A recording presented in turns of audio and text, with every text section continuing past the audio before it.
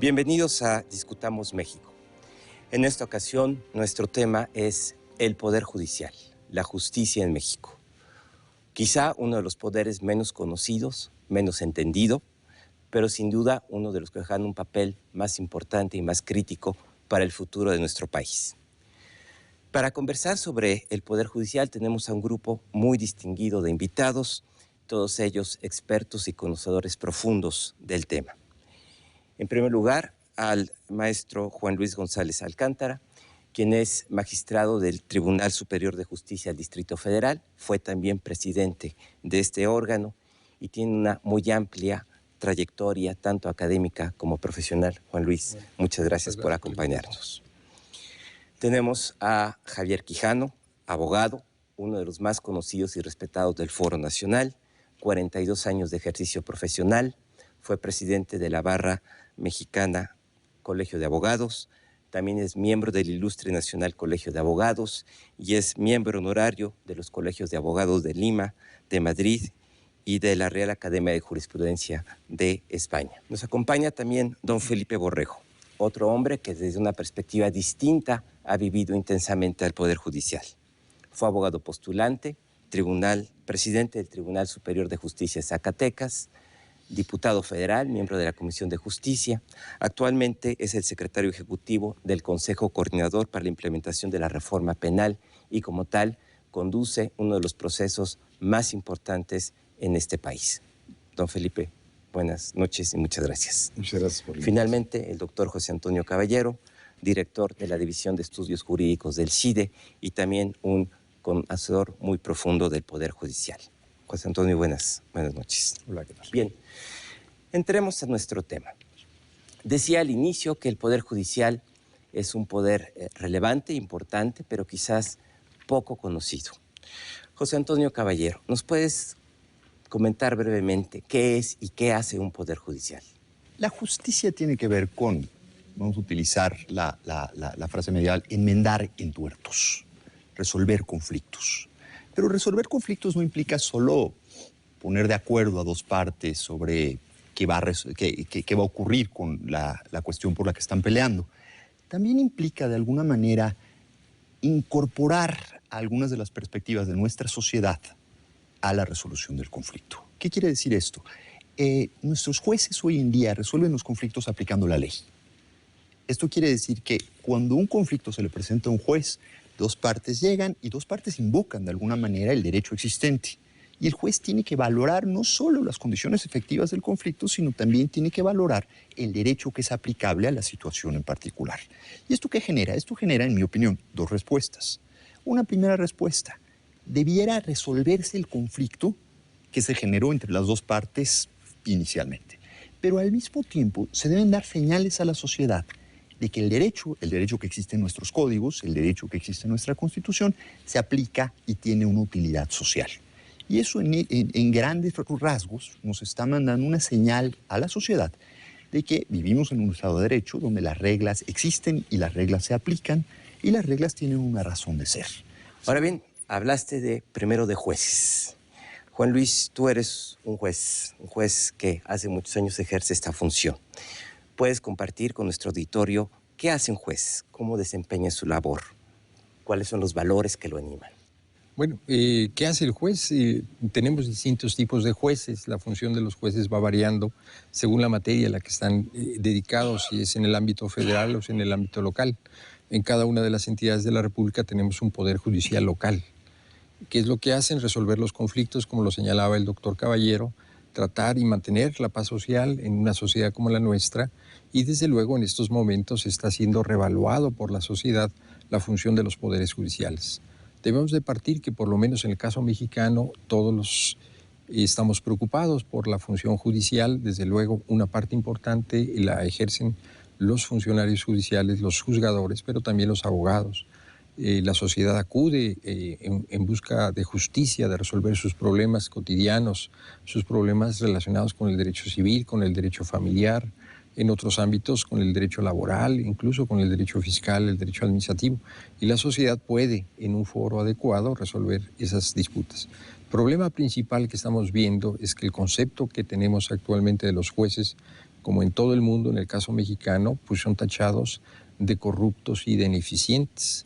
Eso se debe en parte al desprestigio que tiene la profesión, la función judicial, que está siendo revaluada, y tenemos un problema muy grande en términos generales porque los abogados saben que la mitad va a perder los asuntos y la otra mitad va a ganar.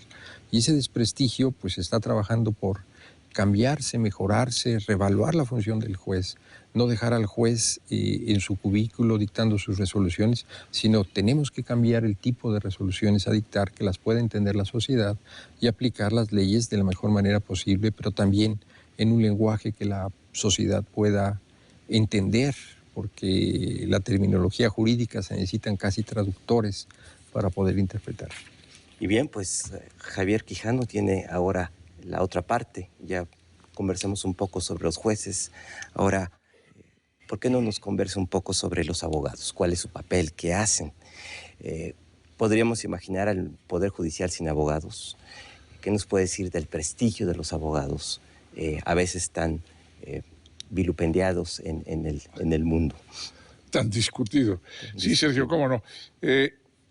Yo quisiera precisar, en un Estado de derecho, con justicia, existen tres ramas del poder público. La legislativa, encargada de la creación de las normas jurídicas generales. La ejecutiva, encargada de su aplicación, y la judicial, encargada de administrar justicia. La administración de justicia se hace a través de este Poder Judicial, integrado por jueces de distintas categorías en los distintos niveles, de la justicia ordinaria, de la justicia común, de la justicia estadual y de la justicia federal. México es un sistema federal, como se sabe, y en consecuencia, como ha dicho Juan Luis González Alcántara, cada estado independiente, federado, tiene su propio poder judicial. Ante el poder judicial actúan los abogados. No puede entenderse la existencia de un juez sin la existencia de un abogado. Sería una contradicción in terminis. Hablo fundamentalmente del aspecto penal, en donde se tiene la garantía individual del debido proceso de que todo sujeto indiciado que comparece ante un tribunal debe necesariamente hacerlo por sí mismo y por conducto de un abogado que lo patrocine, que lo defienda, que lo designe de propia voluntad, de su propia elección, o bien que lo designe el Estado, es decir, la defensa de oficio. Si no hay un abogado, no puede haber un debido proceso y en consecuencia no puede darse la actuación del Poder Judicial. Y no puede, en consecuencia, en última instancia, aplicarse la ley al caso concreto, administrarse la ley al caso concreto. Los abogados, como gremio, como profesión en el mundo occidental, vienen desde la época romana, han pasado por todas las vicisitudes de la historia occidental y han tenido altas y bajas en el prestigio social. Es indiscutible que son profesionales esenciales al desarrollo de la vida pública de una sociedad determinada, y sin ellos no podría darse el Estado general de derecho, el Estado social de derecho. Es decir, los abogados tienen entonces una función social que va mucho más allá del caso una función concreto. social que cumplir. Muy bien. Bien, Felipe Borrego, usted ha sido también juez, pero también ha sido diputado federal y ahora desde el Poder Ejecutivo tiene una tarea muy importante. ¿Cómo se ve al Poder Judicial desde los otros poderes? ¿Cuál es la perspectiva que tienen los otros poderes de este país de nuestro Poder Judicial? Bueno, en principio yo creo que el Poder Judicial es un real poder en este México moderno. Es un poder, además de formal, porque nos lo dice la Constitución, es un poder real, el que sea un contrapeso entre los otros dos poderes es un factor importante para la gobernabilidad. Y si nos ponemos en la época actual, donde existe una sociedad muy compleja, muy variada, donde existe también un sistema político muy complejo con muchos partidos políticos, donde existe unos gobiernos estatales en el régimen federal que ya decía Javier Quijano sobre el particular, pues vemos que el Poder Judicial forma un importante poder para dirimir las controversias tanto de los particulares como las diferencias que se tienen entre poderes y entre entes políticos. Y eso nos da un fortalecimiento del régimen democrático que debe de existir, y más en estos momentos y en esta época. Yo creo también que el Poder Judicial Federal ha ido avanzando de manera importante en la independencia, en la autonomía y en su vocación como una institución con credibilidad social. Y creo que donde podemos tener un déficit es en que en algunas, no en todas, las entidades federativas, una asignatura pendiente sería el tener más autonomía y más forma de poder tener independencia respecto al poder ejecutivo. Tu intervención pone una dimensión adicional. Resuelve no solo los conflictos entre particulares, el Poder Judicial, sino también resuelve los conflictos entre poderes. De tal manera que vemos recientemente la Suprema Corte ha resuelto controversias como aquellas relativas al presupuesto, cuando el presidente veta el presupuesto, pero hay una enorme cantidad de asuntos que ha resuelto. También resuelve asuntos importantes cuando hay conflictos entre un Estado y la Federación, o cuando hay conflictos entre un municipio y un Estado. También resuelve temas complejos como el aborto. Ahora está en una acción de inconstitucionalidad el problema de los matrimonios entre personas del mismo sexo.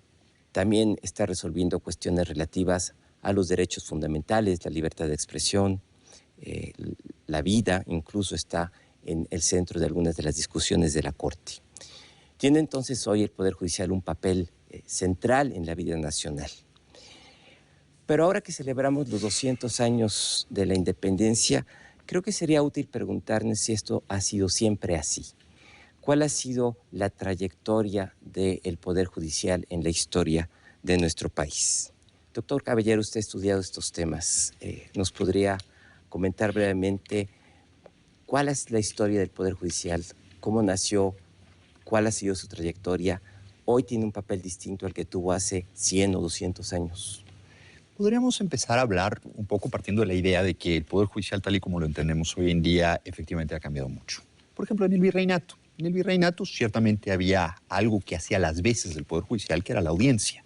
En México teníamos, de hecho, dos audiencias, la Audiencia de México y la Audiencia de Guadalajara. Pero lo que caracterizaba la justicia en la época virreinal me parece que era una justicia, vamos a llamarla así, muy plural. Había justicia para los indígenas, había justicia para los estudiantes de la universidad, había justicia para los médicos, había una justicia muy diversa y con muchas caras, no necesariamente toda ella profesionalizada. ¿Qué quiere decir profesionalizada?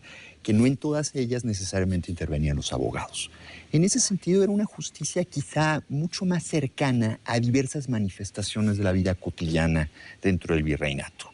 Efectivamente, en última instancia, muchos de los asuntos podían terminar en la audiencia y ahí sí se notaba, digamos, el fenómeno de la profesionalización de la justicia y es donde efectivamente empiezan a intervenir los que en aquella época llamaban los letrados. ¿Qué es lo que sucede con la independencia? Con la independencia me parece que se inicia un fenómeno por la centralización del monopolio o por la generación de un monopolio para resolver conflictos. Hoy por hoy yo entiendo un poder judicial como aquel que monopoliza la posición de impartir justicia o de aplicar la ley. Y eso es lo que vamos a ver a partir del movimiento de independencia. Llegamos al siglo XX. La justicia me parece que ocupa un lugar aparentemente marginal en las portadas de los periódicos, pero con un sustrato muy importante durante todo el desarrollo del siglo XX. Me parece que el amparo administrativo, por poner un ejemplo, es fundamental para el día a día, para la construcción de la justicia, al margen, digamos, de la cotidianidad de los pleitos en lo familiar, los pleitos en lo civil. En ese sentido, entonces, la justicia parece ser que está continuamente en un sustrato con algunas altas y algunas bajas durante el siglo XX. El cambio importante viene, en mi opinión, en 1994 y empieza precisamente con el fenómeno de la construcción de una justicia constitucional dura, que era a la que te referías cuando das la introducción. Bien, a veces esta gran historia se entiende mejor desde lo cotidiano. Juan Luis, tú has sido testigo y has vivido esta transformación, desde luego no desde la época colonial. Sí, no hemos vivido, a lo mejor por viejo nos lo dices. En ¿no? los últimos 20 o 30 años has estado. Yo creo que la justicia se ha cambiado mucho, la administración de justicia mucho más, y la percepción de la sociedad también.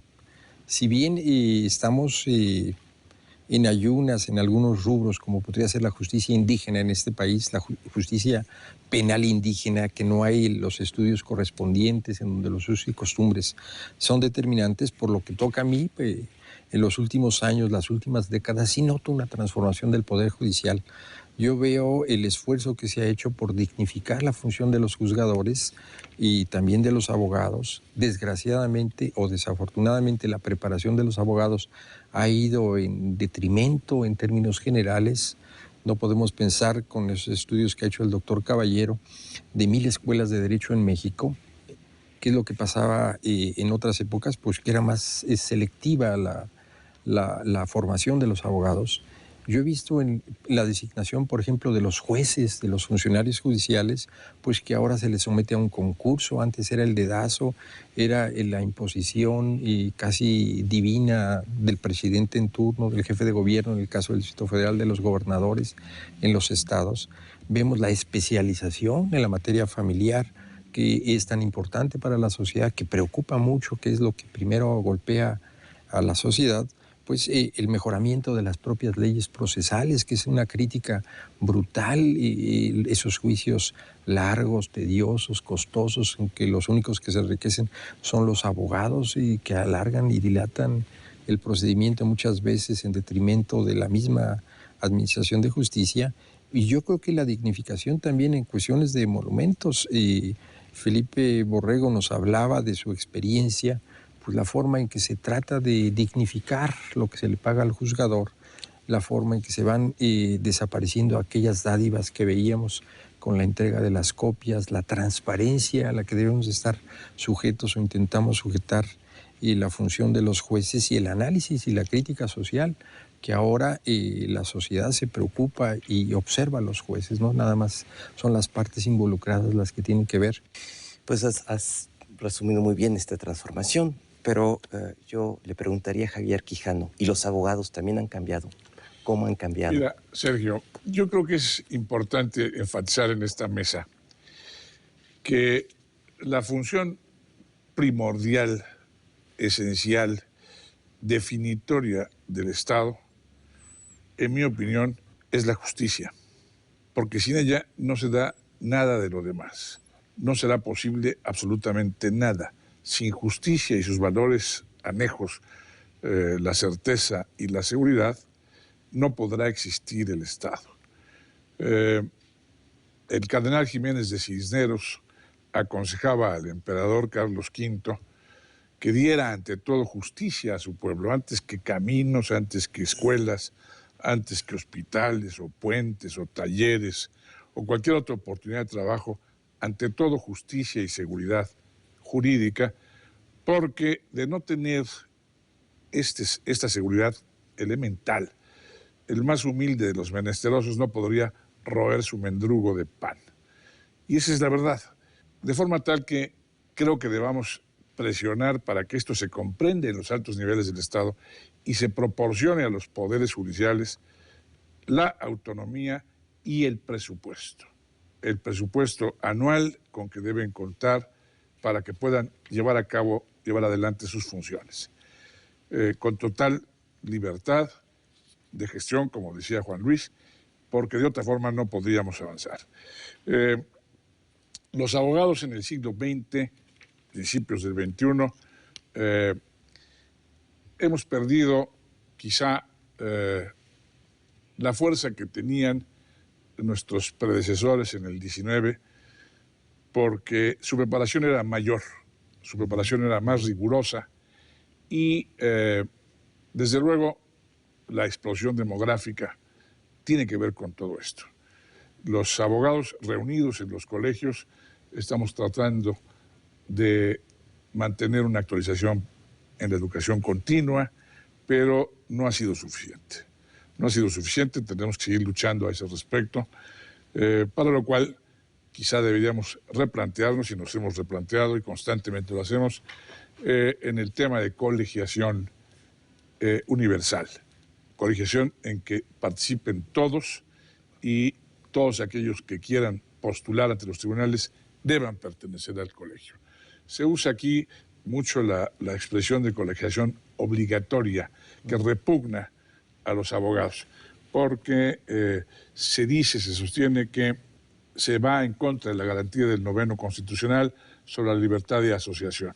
Creo que esto ya se ha demostrado, sin el creo, ya se ha demostrado que no es así, por los 2 tribunales internacionales de derechos humanos, el de San José y el de Estrasburgo, en el sentido de ser perfectamente constitucional la obligación compulsoria o la colegiación compulsoria o legal.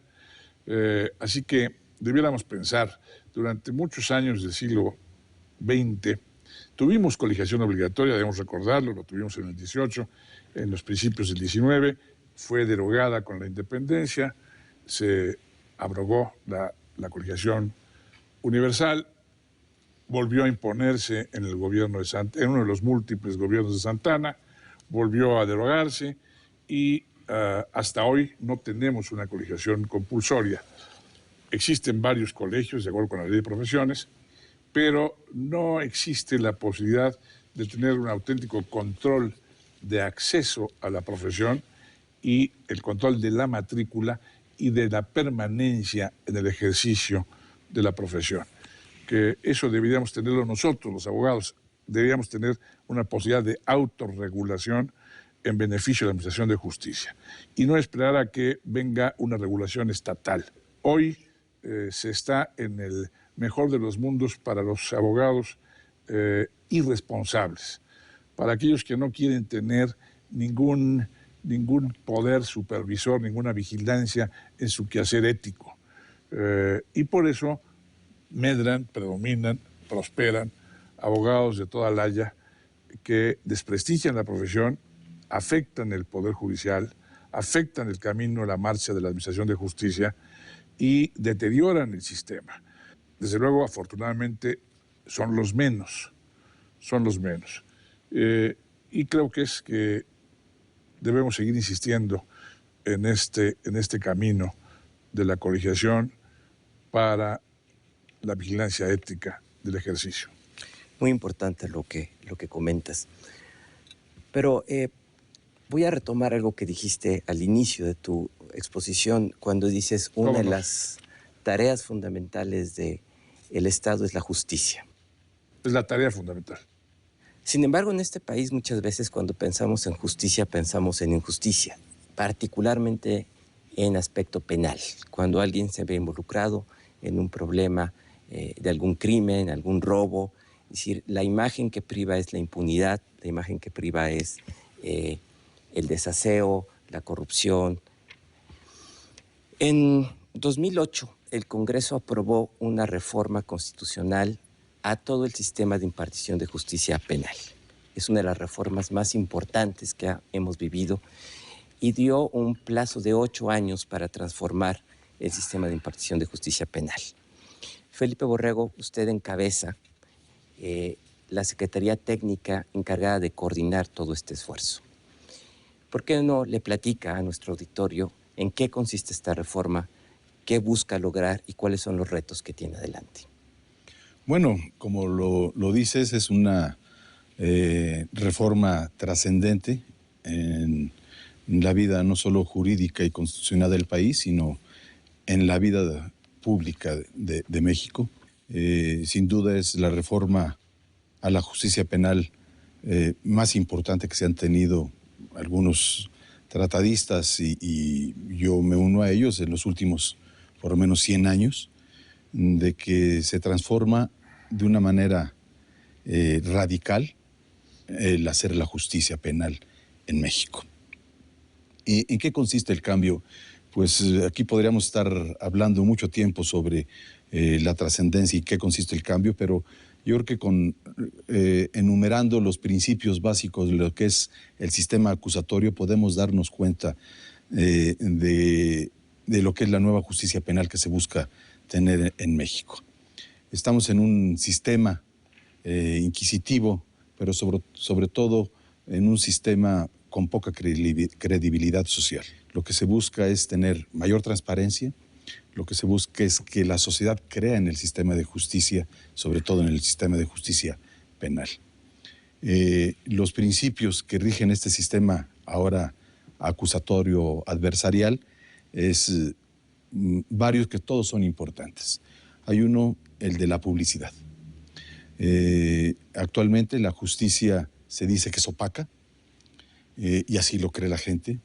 Lo que se trata es de airearla, hacerla pública, donde los juicios y los procedimientos sean a la luz de la sociedad, a la luz de las partes, que los abogados, que el Ministerio Público, que los peritos, que los testigos digan y hagan sus dichos de una manera abierta ante los medios de comunicación, ante los mismos ofendidos, los familiares de los ofendidos o de los indiciados, y ante el juez primordialmente.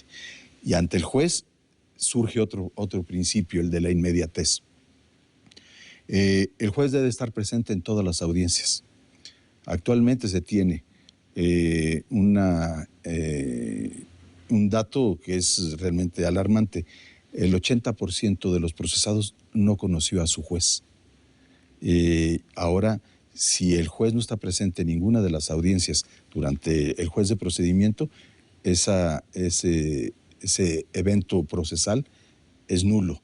Entonces, el principio de inmediatez hace que el juez conozca realmente a quién está procesando, pero conozca también todo el procedimiento, los testigos, los peritos, de tal manera que pueda conocer más humanamente y muy en contacto directo a todos los actores de un procedimiento penal.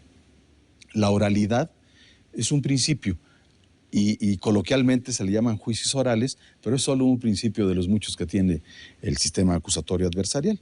Y la oralidad no es más que la verbalidad pública, la forma de expresión de una manera oral, quitando lo que hace un poco la opacidad o un mucho, que es lo escrito y que el juez juzga en su cubículo, en su privado, con un escrito, y aquí tiene que dictar la sentencia de una manera verbal, oral, hacia la sociedad y de frente al procesado. Y el principio de contradicción, donde ahora las partes tienen un mayor equilibrio entre ellas. No cabe duda que ahorita, en esta época, en este momento, en el sistema tradicional penal, el Ministerio Público tiene más ventajas que lo que tiene el abogado, hablando de los representantes tanto del indiciado como de la víctima. Y otro de los aspectos fundamentales que tiene el nuevo sistema de justicia penal es los derechos fundamentales que pueden gozar, o las garantías que tienen tanto la víctima como el indiciado. Ahora la víctima puede recurrir acciones o actos, más bien, del Ministerio Público que anteriormente era imposible. De tal manera que si la víctima ve que existe una omisión o una acción en contra de lo que es su derecho, puede judicializarla cuando está antes de llegar al proceso, para que realmente su derecho violado sea visto por una persona, llámese juez, totalmente ajeno al procedimiento, para que le sea reivindicado. Y el indiciado también, uno de los derechos que más va a gozar es que sus declaraciones, si no son ante el juez de control, supervisado por el juez de control, no va a tener validez en el procedimiento. Es decir, lo que antes se llamaba la prueba preconstituida, pues se le quita al Ministerio Público para que tenga una validez real ante el procedimiento. Yo creo que así a grandes rasgos es una de las ventajas que tiene el nuevo sistema penal acusatorio y como dices, bueno, pues es una tarea compleja. A 8 años, o sea, termina todo este procedimiento en el año 2016 y se está trabajando sobre el tema. Juan Luis, ¿cómo se ve desde el Poder Judicial esta transformación en materia penal? En materia penal, nosotros sentimos que falta mucho por hacer. La parte de los recursos que se necesitan pues son de dos tipos, recursos materiales y recursos humanos. La preparación de los abogados para un nuevo sistema de procedimiento penal, pues hay que capacitarlos. Desgraciadamente, no hemos enfocado los cambios en los planes de estudio, salvo raras excepciones, como es en el caso del programa de derecho del CIDE, pero es una excepción en todo el país. Yo creo que los jueces han aprendido su oficio durante años. 30, 40 años de jueces no los vamos a cambiar si no les cambiamos la mentalidad. Hay necesidad de un cambio total y radical de estas situaciones. Pues es un panorama complejo.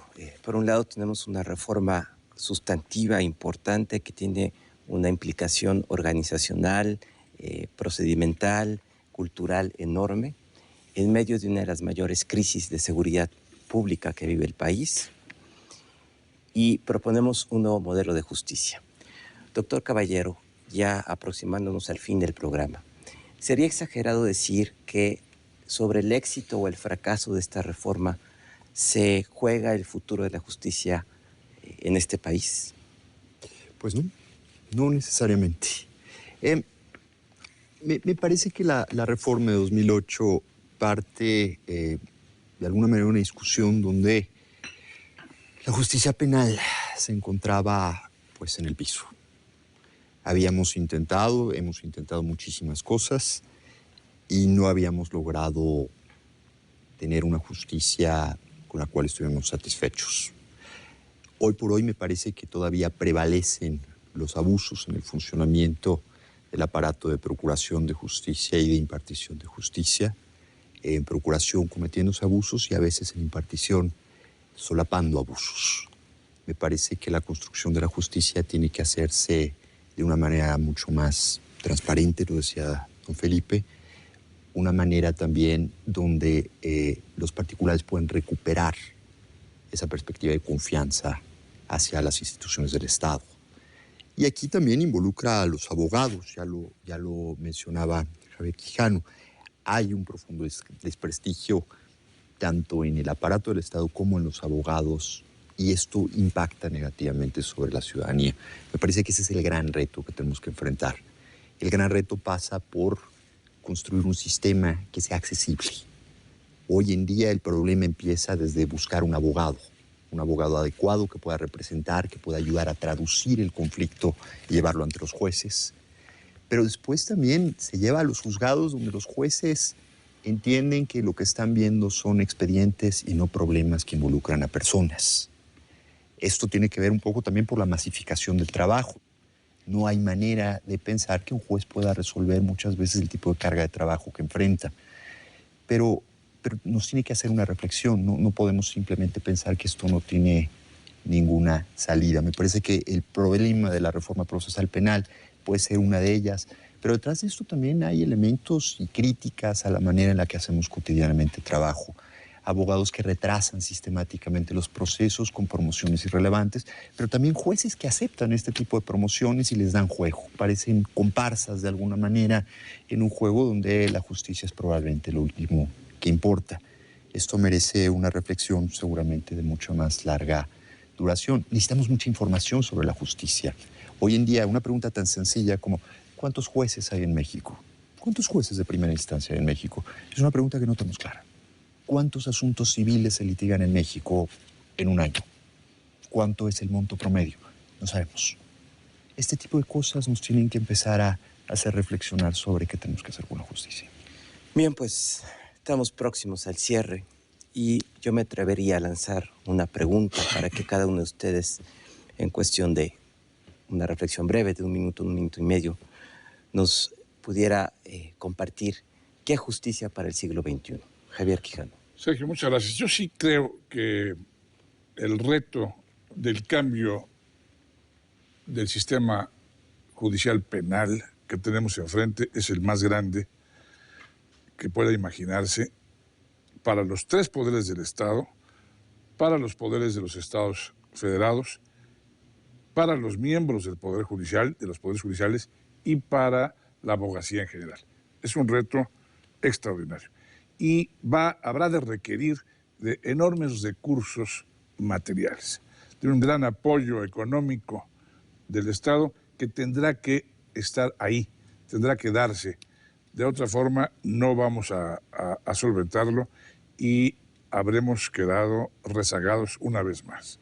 En el año de 63 se dio en los Estados Unidos el famoso caso de Gedeón, Gideon, que fue llamado el caso de Gideon Trumpets, en que se condenó a un menesteroso que había asaltado una tienda en la madrugada para comer y robarse unas botellas de alcohol a 20 años de prisión.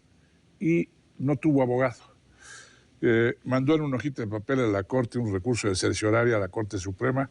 Milagrosamente pasó en la gran burocracia de la Suprema Corte de un estado a otro y a otro y a otro hasta llegar a uno de los ministros del alto tribunal que dijo, bueno, sí es cierto que este hombre ha sido condenado a 20 años y no tuvo un abogado que lo defendiera, esto hay que corregirlo. Preguntó si era realmente cierto, le contestaron que efectivamente así era, que tenía una condena de 20 años y que no había contado con un abogado. Y entonces ordenaron por el Pleno de la Corte revisar el procedimiento, reponerlo, pero en los debates, en la prensa, se dijo que esto sería el fin del mundo, que serían las trompetas de Gedeón, que anuncian el fin del mundo, el juicio final, que no habría dinero para que el Estado pudiera proporcionar un abogado a todos los indiciados, a todos los sujetos a proceso, que sería imposible y que además de reponerse este procedimiento, habría que reponer algo así como 200,000 más que estaban en las mismas circunstancias.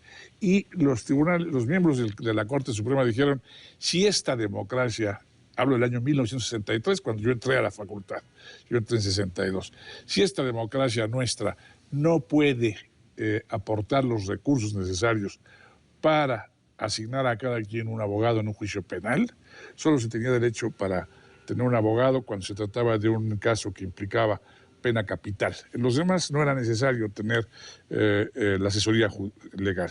Si no podemos hacer esto, no vale la pena la existencia de la democracia en los Estados Unidos.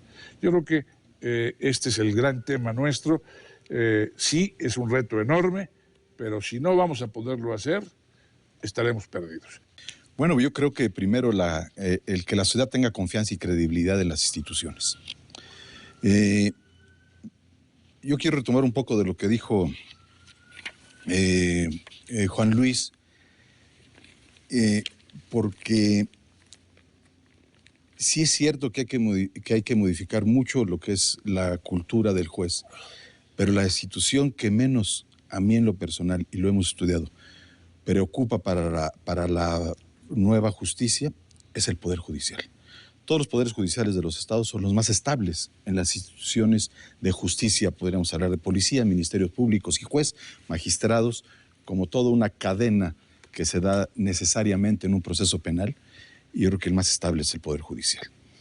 Me preocupa más el Ministerio Público porque hay que modificar mucho más la cultura ministerial y del sujeto así, ¿verdad? Del personaje Ministerio Público y del personaje policía, que ahora debe de tomar un rol mucho más diferente, ¿verdad? Como un policía investigador, un gran director, el Ministerio Público, y al final el juez y el magistrado, que son relevantes, que son importantes, que dictarán la sentencia, pero que son los más estables y los más preparados en estos momentos. Sí es necesario el dinero, sin duda, pero creo que hemos magnificado la necesidad del dinero, porque he vivido en la República ejemplos de cosas suntuarias, ¿verdad? Y de cosas, y estoy hablando, cuando hablo de cosas, son cosas, y de cosas con mucha dignidad, pero sin gran dinero. Estoy hablando, por ejemplo, de salas de justicia. En algunos lados les costaron 2 millones de pesos y en otros 400,000 pesos y en otros mucho menos. Es decir, podemos hacer las cosas en un país como el nuestro, con grandes necesidades, con mucha imaginación, con mucha creatividad, pero con mucha dignidad. Yo creo que el dinero no da la dignidad. La dignidad la da la persona y sobre todo en una labor tan importante como es la justicia. Yo creo que el reto para el siglo XXI es que la sociedad recupere la confianza y la credibilidad en las instituciones de procuración e institución de justicia. Si eso logramos en esta sociedad, hemos dado un gran paso en el país. Resumiendo un poco, yo insisto en el aspecto educativo que comparto con los doctores. Tenemos que educar a la sociedad en un país de 110 millones de habitantes, como señalaba Javier, en donde la mayor parte no sabe que tiene derechos, que no conoce la Constitución. Pues estamos hablando de una sociedad muy, muy alejada de la justicia en términos generales, de la justicia en todos los aspectos. Yo creo que la transparencia que apuntaba el doctor Caballero es una necesidad. Nosotros debemos de saber qué hacen los poderes judiciales, cómo resuelven los jueces, transparentar nuestras resoluciones, enfrentarlas. Nosotros estamos viendo resoluciones de la Corte sobre los nombramientos cruzados. Los poderes judiciales son estables porque pues todos tienen a sus parientes ahí. Cuando afecta a uno, a un servidor público, pues es compadre, es hermano, familiar, etc. Tenemos que transparentar los procesos de designación, pero sobre todo las resoluciones de los jueces. Como dice el doctor Caballero, como lo están haciendo, pues ver por qué el juez resolvió y discutirlo con él, cuáles son sus puntos de vista, sus opiniones. Y entonces tendremos un poder judicial que por lo menos nos rinda cuentas a la sociedad, que no estamos acostumbrados a la rendición de cuentas, qué hacemos con lo que tenemos, qué no hicimos y qué dejamos de hacer. Y yo creo que algo que los abogados tienen que participar mucho con los legisladores es en hacer los procedimientos más sencillos, más fáciles, menos dilatados, menos recursos, y enfocarnos en este siglo XXI a una justicia estatal, que no tengamos todo que enviarlo al Poder Judicial Federal, en donde a través de los procedimientos y de los amparos para efectos, lo único que hacemos es dilatar la justicia y los procedimientos y eternizarlos. Yo siento que también lo que decía Javier en cuanto a la colegiación, tendremos que explorar alguna versión mexicana tropicalizada de esas grandes instituciones que han servido para castigar a los malos abogados, pero también a los jueces. No es posible que en el Poder Judicial Federal no conozcamos de destitución de jueces. ¿Cuántos jueces están en la cárcel? No los encontramos. Existe una autoprotección no escrita, pero sí de hecho. O sea, no es posible que impunemente un juzgador retrase la administración de justicia, dicte contra constancias de autos y no pase nada, nos tapemos nosotros. Revisar los procedimientos de designación de los funcionarios de los consejos de la judicatura y la rendición de cuentas. Simplemente, ¿qué hizo usted? ¿Por qué dictó? ¿Cómo hizo? ¿Quién interpretó? Nosotros no sabemos quiénes son los secretarios proyectistas de los magistrados a nivel nacional y vemos que en muchas ocasiones, bueno, pues hay parentescos y hay intereses. Debemos de transparentar nuestras resoluciones, que cualquier ciudadano tenga acceso a ella, guardando la confidencialidad, entre comillas, de los datos. Yo creo que hay mucho por hacer. Bien, pues hemos hablado del Poder Judicial, de su importancia, de sus funciones, de sus retos, que son muchos. Yo me quedo con una idea. Este Poder Judicial tiene, o estos poderes judiciales tienen como reto convertirse en los guardianes de las promesas del Estado Democrático de Derecho. Ese es el tamaño del reto que tienen enfrente y esa es la justicia para el siglo XXI que esperamos. Muchas gracias por su presencia esta noche. Muchas gracias por la Muchas invitación. gracias.